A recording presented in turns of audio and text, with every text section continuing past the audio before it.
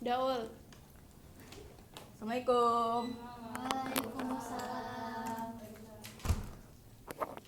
Selamat pagi anak-anak. Pagi, Bu. Kurang semangat. Selamat pagi anak-anak. Pagi, Bu. Lebih kencang lagi. Selamat pagi anak-anak. Pagi, Bu. Alhamdulillah ya udah pada semangat. Semangatnya dijaga sampai sore hari nanti. Nah, hari ini ada yang masih ingat kemarin kita belajar tentang apa? Sistem pernafasan bukan? Iya, Ibu. Nah, selanjutnya kita juga akan belajar tentang sistem-sistem tapi berbeda. Kali ini sistem pencernaan. Oke. Sebelumnya, alangkah lebih baiknya kita mulai dengan hal baik. Mungkin Ibu mau meminta Aida untuk memimpin doa kita pada hari ini. Silakan Aida. Bersiap, berdoa dimulai. Berdoa selesai. Oke, terima kasih ya Aida. Oke, mungkin Ibu ingin bertanya siapa yang hari ini tidak masuk kalau boleh tahu? Inka. Inka tidak masuk. Ada acara Science Club, Ibu. Kalau boleh tahu Manjilatul di mana? Manjilatul. Belum ada info, Bu. Belum ada info. Oke, kita doakan ya semoga selanjutnya bisa ketemu lagi sama kita ya. Ibu kok nggak diomelin, Bu? Kan Oke. nggak ada kabar. Ya udah nggak apa-apa ntar ya. Selanjutnya ini sini ada presensi, boleh disiapkan gadgetnya atau HP-nya untuk men-scan barcode yang tertera di layar kalian ini. Aida bisa pakai laptop. Bisa nih keluar. Shirley dari mana? Dari toilet ibu. Oh, dari toilet. Oke, mungkin boleh di-scan ya Shirley ya. Oh, iya. Barcode-nya ya. Ah, Ayu sih belum di. Udah selesai. Sudah selesai. Yang lain sudah selesai? Sudah, Sudah Ibu. selesai ya. Oke. Oke, di sini ada tujuan pembelajaran. Mungkin Ibu mau meminta Kayla untuk membacakan tujuan pembelajaran kita pada hari ini. Boleh Kayla? Tujuan pembelajaran hari ini itu mampu menganalisis struktur dan fungsi organ-organ dalam sistem pencernaan manusia. Yang kedua itu mampu menganalisis bagaimana proses pencernaan pada manusia. Dan yang ketiga itu mampu mengomunikasikan hasil diskusi mengenai gangguan sistem pencernaan pada manusia dalam kehidupan sehari-hari. Baik, terima kasih Kayla sudah membacakan tujuan pembelajaran hari ini. Benar ya apa kata Kayla. Jadi, pada hari ini kita akan belajar mengenai struktur dan fungsi organ sistem pencernaan. Kemudian kita juga belajar proses pencernaan dalam sistem pencernaan dan kita akan belajar mengenai apa-apa saja gangguan pada sistem pencernaan. Oke, di sini ada sebuah gambar nih anak-anak. Ada gambar ketika seseorang sedang lapar, kemudian tuh dia menjadi apa nih? Bisa dilihat tidak? Menjadi lemas ya. Kemudian ada orang ketika dia lagi makan, kemudian kenyang, dia menjadi apa tuh? Kalau udah Ngantuk. ngantuk ya, kira-kira apa yang terjadi ketika kita lapar menjadi lemas dan apa yang terjadi ketika kenyang lalu kita menjadi mengantuk? Ada yang tahu? Tidur. Kenapa? Kira-kira apa yang terjadi dengan tubuhnya? Ada yang tahu? Kan gak ada tenaga bu. Tidak ada tenaga. Terus kalau kenyang? Makanya kebanyakan tenaga. Kebanyakan tenaga. Kalau Oke. ada yang lapar terus malah marah. Marah, mungkin karena hormonnya ya, karena dia lagi Hormon apa, Bu? mau mens, misalkan kayak gitu. Hormon apa, Bu? Oke ya, mungkin Ibu ulas sedikit ya. Jadi kenapa kita itu merasa lemas ketika lapar itu karena kadar glukosa kita atau kadar gula kita itu rendah ya. Jadi kita itu nggak punya semangat untuk beraktivitas. Kemudian kenapa ketika kita kenyang itu mengantuk? Karena justru kadar glukosanya itu tinggi sehingga tubuh itu melepaskan insulin dan memberi sinyal kepada otak untuk memberikan hormon triptofan atau hormon yang membuat mengantuk ya. Bu, izin bertanya, tapi kenapa misalkan kayak pas lagi puasa, bukan kita lapar banget. Lapar banget. Terus pas lagi buka puasa cuma minum air doang nggak kenyang. Padahal Iya. lapar banget sebelumnya. Nah, karena tubuh itu membutuhkan cairan ya. Ketika kita puasa itu kan cairan kita tidak ada ya. Tapi ketika kita sudah minum, akhirnya cairan kita tercukupi dan itu sudah cukup untuk perut kita agar terisi. Tapi tidak ada nutrisi ya dalam minuman itu. Jadi kita tetap butuh makan ya. Mengerti Nadia? Iya, mungkin ada hadisnya Bu. Ada hadisnya. Jadi berhentilah setelah apa? Sebelum kenyang dan makanlah saat lapar ya. Itu hadisnya ya. Lanjut ya. Oh, berarti pas kalau bulan puasa terus lapar langsung makan boleh, Bu? Bulan puasa kan sampai maghrib ya. Lanjut ya, kita lanjut ya. Oke, kenapa sih kita harus belajar sistem pencernaan ini? Ada yang tahu? Ada yang mau jadi dokter atau menjadi ahli gizi? Saya. Oke, semoga ceritanya terwujud ya. Jadi, Saya mau jadi ahli gigi timnas. wah keren banget. Semoga terwujud ya. Amin. Belajar yang benar ya. Jadi di sini, Itu kenapa dokter Tirta, Bu? nah dokter Kakak Tirta, dokter Richard. Iya. dokter Tirta ini karena lebih apa ya, lebih pasti Bukannya dia ngomongnya kasar ya? Iya, dia bukannya problematik. Aduh, sebentar ya. Nah, kenapa sih kita harus belajar sistem pencernaan ini? Supaya kita menjadi, kalau misalnya anak-anak ingin menjadi dokter atau menjadi seorang ahli gizi, itu menjadi selangkah lebih dekat dengan profesi tersebut. Di mana seorang dokter itu memerlukan pembelajaran tentang sistem pencernaan ini untuk bisa mendiagnosis masalah pencernaan pada pasiennya. Kemudian ahli gizi, seseorang yang mengontrol porsi makan atau nutrisi yang tercukupi untuk pasiennya. Jadi dua profesi ini membutuhkan pembelajaran mengenai sistem pencernaan ini. Dan salah satu dokter yang terkenal di sini Dokter Tirta. Pasti anak-anak udah sering lihat di podcast, kemudian di YouTube juga ya, di mana Dokter Tirta ini lulusan Gajah Mada. Universitas Gajah Mada. Kemudian beliau ini merupakan dokter yang gaul ya, kalau kalian lihat di podcastnya itu, di mana dia itu memberikan tips and trick juga mengenai masalah kesehatan. Kalau Dokter Richard? Dokter Richard dokter kecantikan, dokter kulit ya. Kalau dokter Islam, kalau Ekida Itu dokter juga, semua dokter hebat ya. Ibu pengen jadi dokter gak, Bu? Pengen. kalau ibu jadi Nanti ya. Oke, karena tadi kita udah mengetahui motivasinya, kemudian juga ada tadi materi sedikit, mungkin selanjutnya kita akan pretest. Boleh disiapkan gadgetnya untuk mengetahui pengetahuan anak-anak di awal mengenai sistem pencernaan ini. Kayla sudah? Sudah Ibu. Salsa sudah? Sudah.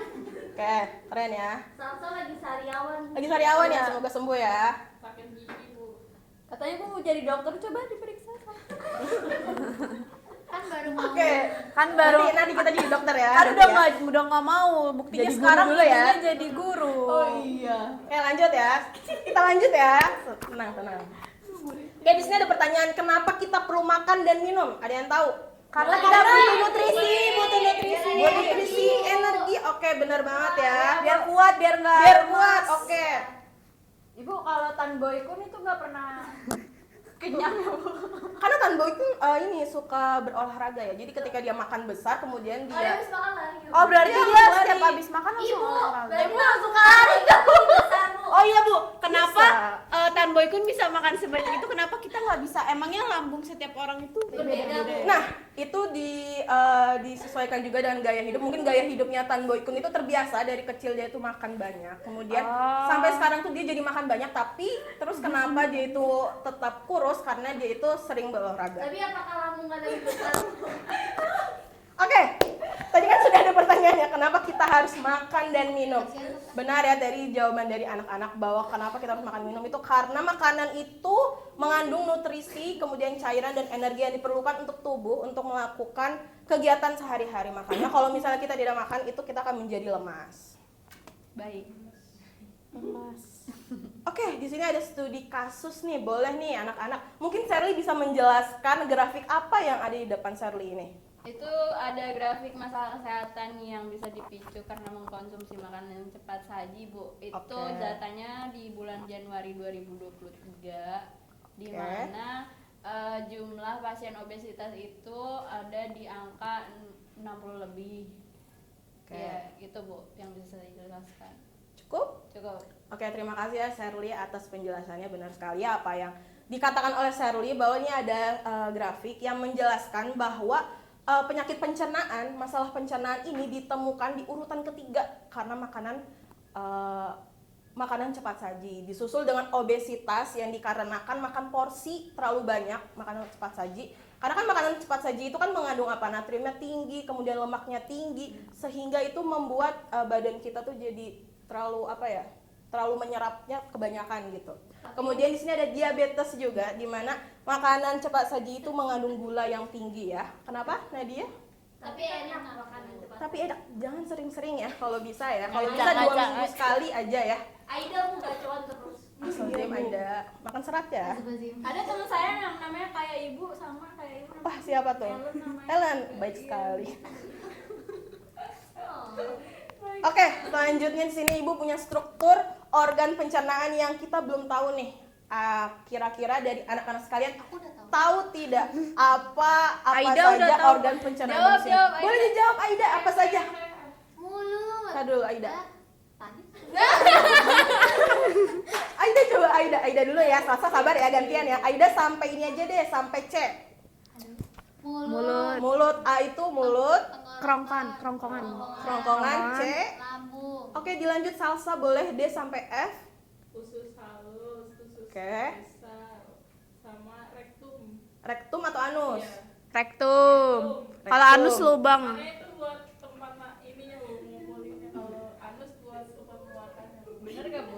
Wah, Eh. ada yang kurang, ada yang kurang, ada yang kurang ini ya.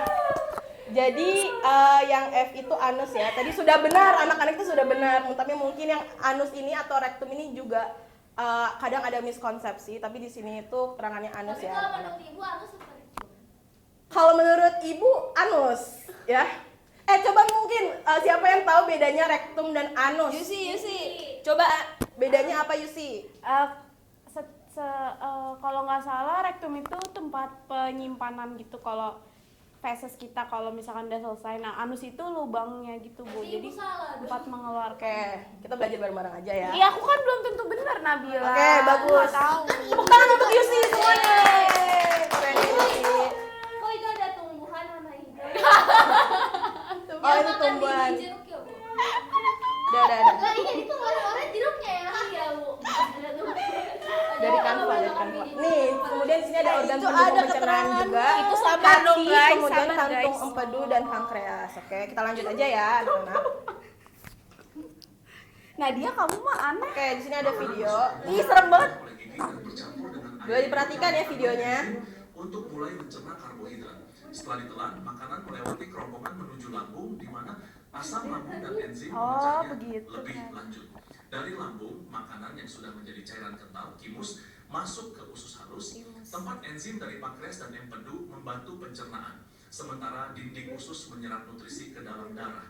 Sisa makanan yang tidak tercerna bergerak ke usus besar, di mana air diserap kembali dan bakteri membantu proses pembusukan. Sisa padatnya membentuk tinja yang disimpan di rektum hingga akhirnya dikeluarkan melalui anus. Oke, dari video ini siapa yang bisa menjelaskan proses pencernaan pada manusia? Mungkin boleh Salsa? Ya, saya. Ya, silakan. Awal-awal tuh makanan masuk ke mulut, lalu dikunyah secara mekanik. Lalu setelah itu makan masuk ke kerongkongan.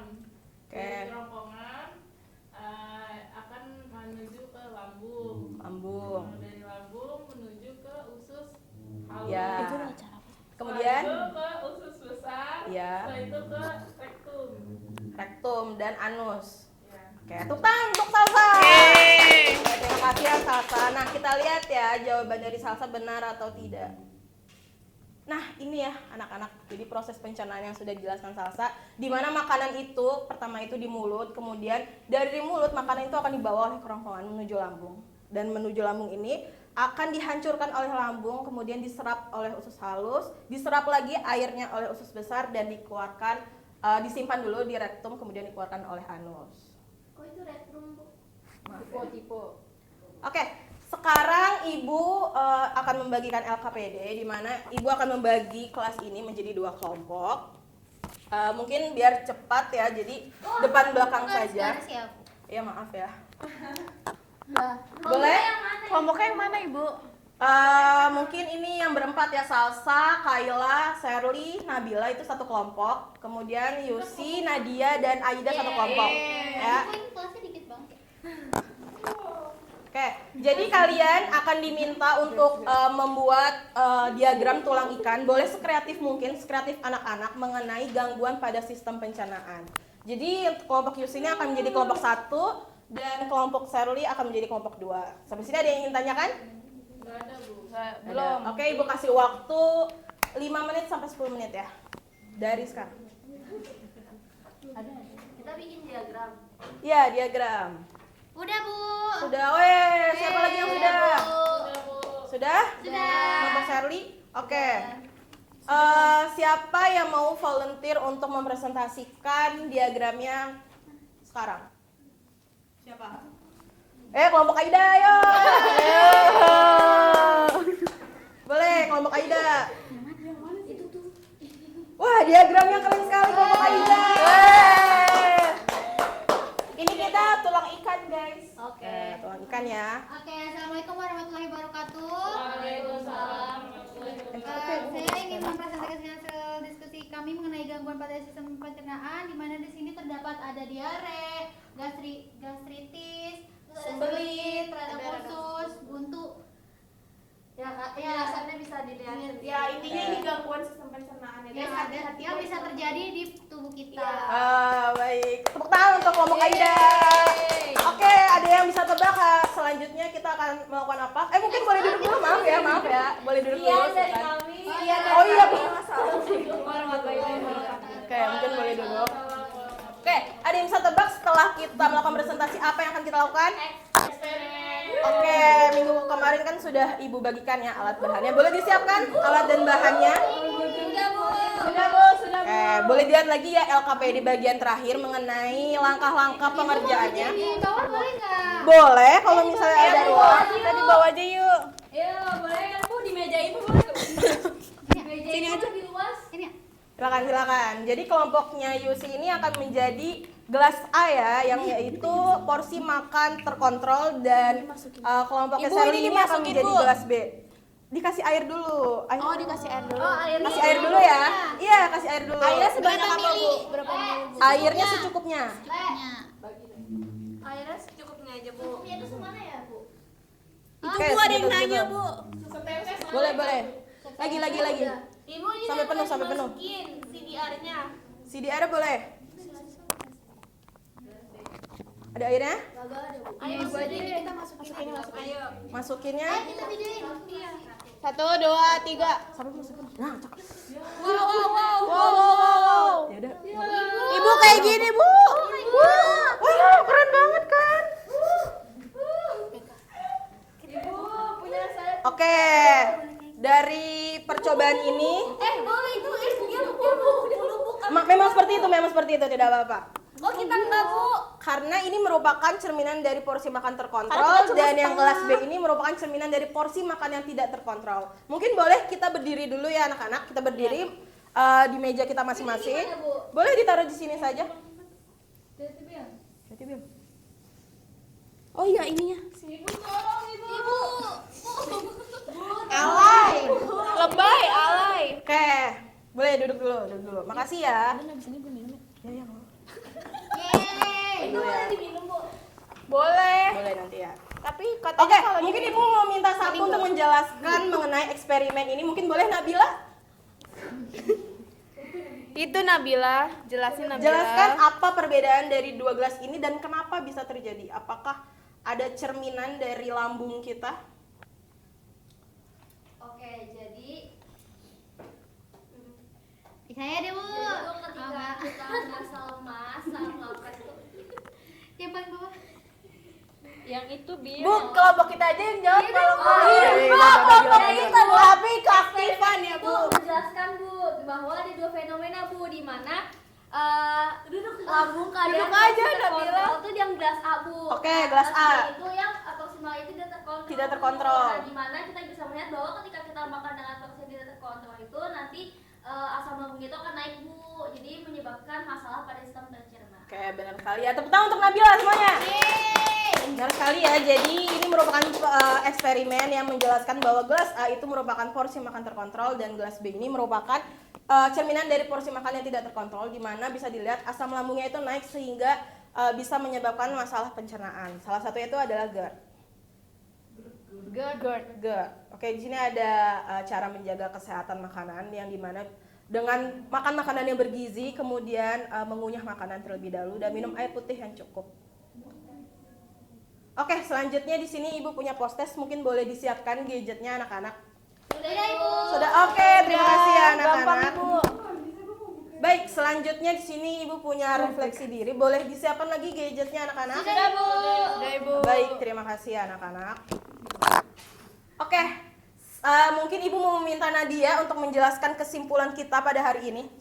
Jadi kesimpulannya hari ini adalah kita jadi mengetahui Bu gimana cara menjaga tubuh agar sistem perencanaan kita tidak terganggu, agar tumbuh kita Lama banget sengaja. Oke, terima kasih Nadia atas kesimpulannya. Oke, materi selanjutnya kita akan membahas tentang macam-macam dan fungsi kelenjar dalam sistem pencernaan. Dan Ibu di sini ada tugas di mana kalian akan diminta untuk mencari informasi mengenai macam-macam kelenjar sistem pencernaan, kemudian dibuat dalam bentuk rangkuman dan ditulis di buku catatan. Baik ya, Bu. Baik, mungkin selanjutnya Aida boleh disiapkan berdoa untuk menutup. Baik, berdoa dimulai. Berdoa selesai. Baik, alhamdulillah. Baik, terima kasih anak-anak atas partisipasi hari ini. Kurang lebih mohon maaf. Ibu izin pamit undur diri. Wassalamualaikum warahmatullahi wabarakatuh. Waalaikumsalam warahmatullahi wabarakatuh. Ya.